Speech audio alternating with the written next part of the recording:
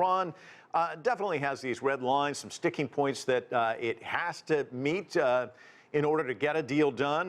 Let's listen to the Iranian Foreign Ministry spokesperson. The closure of the international atomic energy probes is an absolute must to have a sustainable nuclear deal. So, Mohammed, talk to me about this sticking point in particular.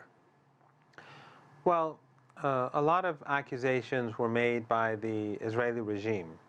And of course, they are highly politicized, and the Israelis are by no means a standing member of the international community when they're, regardless of the apartheid nature of the regime, but it's also a regime that has nuclear weapons. So when they make accusations against Iran and the International Atomic Energy Agency's Board of Governors opens an investigation, that is highly problematic for Iran, especially since the Board of Governors is not a technical body.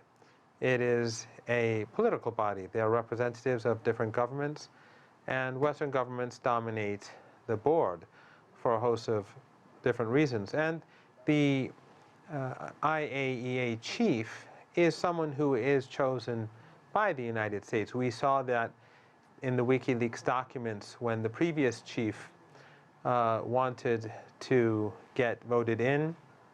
He promised Americans that he would be with them on all major issues.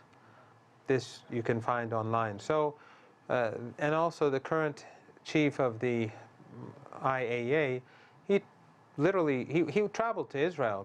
He traveled to and spoke with Israeli regime officials immediately before the previous board of directors meeting, and that was a highly controversial act, because, especially since the regime has nuclear weapons. So when the IAEA, instead of behaving in a technical manner, it politicizes all the major issues, then with regards to Iran, then we're going to have a problem, because if these issues are not resolved, if the accusations that are made against Iran, if these are not resolved, then the deal doesn't make sense, because 3 months down the road, 6 months down the road, whenever the Americans get angry with Iran over something, they'll go back and restart the investigation. And we have to recall that when South Korea was actually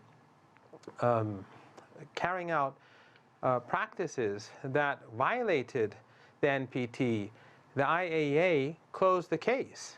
Why? Because South Korea is a friend of the United States.